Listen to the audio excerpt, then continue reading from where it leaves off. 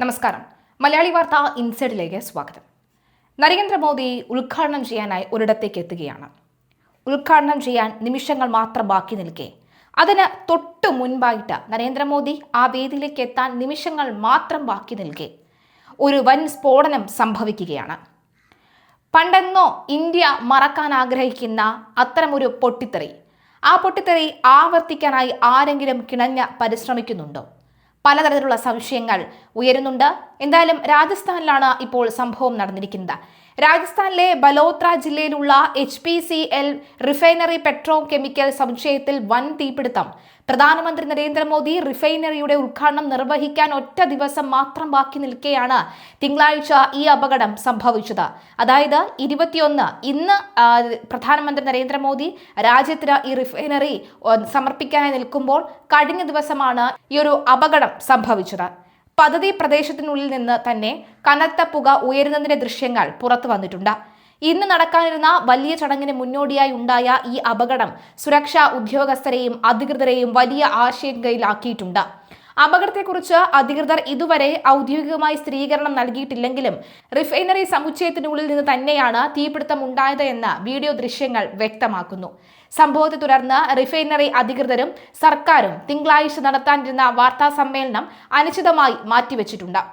ചൊവ്വാഴ്ച രാവിലെ, അതായത് ഇന്ന് നടക്കേണ്ടിയിരുന്ന ഉദ്ഘാടന ചടങ്ങിന് മാറ്റം ഉണ്ടായിട്ടുണ്ട് എന്നും വ്യക്തമാകുന്നുണ്ട്.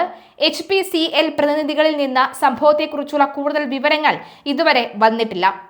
79,459 കോടിയുടെ പദ്ധതി HPCL രാജസ്ഥാൻ റിഫൈനറി ലിമിറ്റഡ് പൊതുമേഖലാ സ്ഥാപനമായ HPCL-ഉം രാജസ്ഥാൻ സർക്കാരും ചേർന്നുള്ള സംയുക്ത സംരംഭമാണ് ഇത്.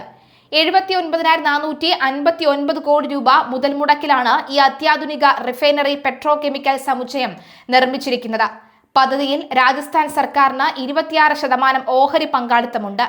പ്രതിവർഷം 9 ദശലക്ഷം മെട്രിക് ടൺ ശേഷിയുള്ള ഈ റിഫൈനറിയിൽ 2.4 ദശലക്ഷം മെട്രിക് ടൺ പെട്രോ കെമിക്കൽ ഉൽപ്പന്നങ്ങൾ ഉൽപാദന ശേഷിയാണ് ഉള്ളത്. സുരക്ഷാ ക്രമീകരണങ്ങൾ നോക്കാം. രാജസ്ഥാനിലെ തന്ത്രപ്രധാനമായ ഒരു വ്യവസായ പദ്ധതിയായതിനാൽ തന്നെ പ്രധാനമന്ത്രിയുടെ സന്ദർശനത്തിന് മുന്നോടിയായി കനത്ത സുരക്ഷാ ക്രമീകരണങ്ങളാണ് ഇവിടെ ഒരുക്കിയിരുന്നത്. എന്നാൽ ഉദ്ഘാടനത്തിന് തൊട്ടു മുൻപുണ്ടായ ഈ തീപിടുത്തം സുരക്ഷാ വീഴ്ചയാണോ എന്ന കാര്യവും പരിശോധിക്കുന്നുണ്ട്. തീപിടുത്തത്തിന്റെ ആഘാതത്തെക്കുറിച്ചും നാശനഷ്ടങ്ങളെക്കുറിച്ചുമുള്ള കൃത്യമായ വിവരങ്ങൾ ലഭ്യമാകുന്നതേയുള്ളൂ. അപകടം നിയന്ത്രണ വിധേയമാണോ അതോ പരിക്കുകൾ ആർക്കെങ്കിലും സംഭവിച്ചിട്ടുണ്ടോ എന്നും ഉദ്യോഗസ്ഥർ പരിശോധിച്ചു വരുന്നതേയുള്ളൂ. രാജസ്ഥാനിലെ റിഫൈനറിയിൽ ഉണ്ടായ ഈ അപകടത്തെക്കുറിച്ചും പ്രധാനമന്ത്രിയുടെ ഉദ്ഘാടന ചടങ്ങിനെ കുറിച്ചുമുള്ള വിവരങ്ങൾ പുറത്തുവരുന്നുണ്ട്. എന്തായാലും ഈ ഘട്ടത്തിൽ രാജ്യത്തെ പ്രധാന പദ്ധതികളിൽ ഒന്നിലെ സുരക്ഷാ ആശങ്കകളെക്കുറിച്ചുള്ള ഈ വാർത്ത വരുമ്പോൾ നമ്മൾ ഏവരും ഉറ്റുനോക്കുകയാണ്. കാരണം പ്രധാനമന്ത്രി നരേന്ദ്രമോദി ആ ഒരു ഇത്രയും വലിയൊരു റിഫൈനറി, ഈ ഒരു പ്ലാന്റ് രാജ്യത്തിന് സമർപ്പിക്കുമ്പോഴാണ് ഇത്തരത്തിലൊരു അപകടം ഉണ്ടായിരുന്നത് എങ്കിൽ എന്താകുമായിരുന്നു സ്ഥിതിവിശേഷം എന്ന് നമുക്ക് ഓർക്കാൻ പോലും കഴിയില്ല. ഇന്ന്, അതായത് 2026 ഏപ്രിൽ 21 പ്രധാനമന്ത്രി നരേന്ദ്രമോദി റിഫൈനറി നാടിന് സമർപ്പിക്കേണ്ടിയിരുന്നത്. എന്നാൽ ഈ ദൗർഭാഗ്യകരമായ സാഹചര്യം കണക്കിലെടുത്ത് ചടങ്ങ് മാറ്റിവെച്ചതായാണ് കേന്ദ്ര പെട്രോളിയം മന്ത്രാലയം അറിയിച്ചത്.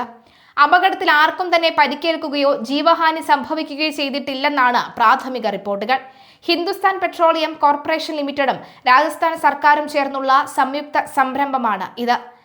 79,450 കോടി രൂപയിലധികം നിക്ഷേപം നടത്തിയാണ് ഈ വൻകിട പദ്ധതി നടപ്പിലാക്കിയിരിക്കുന്നത്.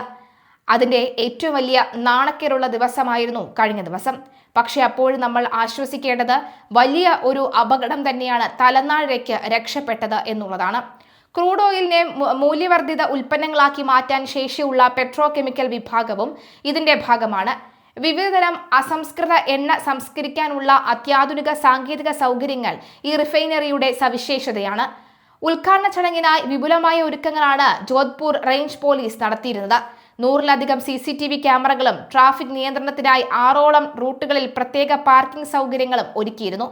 എന്നാൽ അപ്രതീക്ഷിതമായി ഉണ്ടായ തീപിടുത്തം ഉദ്ഘാടന ആഘോഷങ്ങൾക്ക് തിരിച്ചടിയായിരിക്കുന്നു. പുതുക്കിയ ഉദ്ഘാടന തീയതി വരും ദിവസങ്ങളിൽ റിഫൈനറിയിലെ സുരക്ഷാ പരിശോധനകൾക്ക് ശേഷം പുതിയ തീയതി പ്രഖ്യാപിക്കുമെന്നാണ് കരുതുന്നത്. വനിതാ സംവരണ ഭേദഗതി ബില്ല് പാർലമെന്റിൽ പരാജയപ്പെട്ട സാഹചര്യത്തിൽ പ്രധാനമന്ത്രി നരേന്ദ്രമോദി രാജ്യത്തിന് നൽകിയ ഈ ഒരു വലിയ സവിശേഷമായ ഈ ഒരു പ്ലാന്റ് നൽകാനായിരുന്നു ഇരുന്നിരുന്നത്. എന്നാൽ അതെല്ലാം തന്നെ തകിടം മറിയുകയായിരുന്നു. ഒന്ന് രണ്ട് മറ്റു ചില വാർത്തകൾ കൂടി നോക്കുകയാണെങ്കിൽ നരേന്ദ്രമോദിയുമായി ബന്ധപ്പെട്ട്, അതായത് നരേന്ദ്രമോദി രാജ്യത്തോട് നടത്തിയ അഭിസംബോധനയ്ക്കെതിരെ നൽകിയ പരാതിയിൽ തീരുമാനമെടുക്കാതെ തെരഞ്ഞെടുപ്പ് കമ്മീഷൻ. പരാതിയിൽ എന്തെങ്കിലും പ്രതികരണം കിട്ടിയില്ലെന്ന്, അതായത് ഇതൊരു തെരഞ്ഞെടുപ്പ് ലംഘനമാണ്, ചട്ടലംഘനമാണെന്നാണ് പ്രധാനമന്ത്രിക്കെതിരെയുള്ള ഒരു പരാതി വന്നിരിക്കുന്നത്. പരാതിയിൽ എന്തെങ്കിലും പ്രതികരണം കിട്ടിയിട്ടില്ലെന്ന് ഇടത് നേതാക്കൾ വ്യക്തമാക്കി.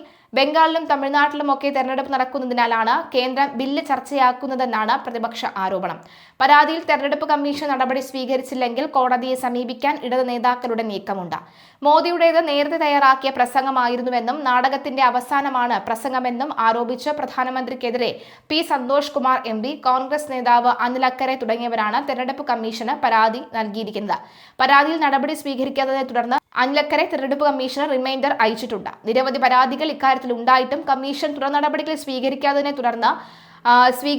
തുടർന്നാണ് ഈ ഓർമ്മപ്പെടുത്തലെന്നാണ് അനിൽ അക്കരെ പറയുന്നത്.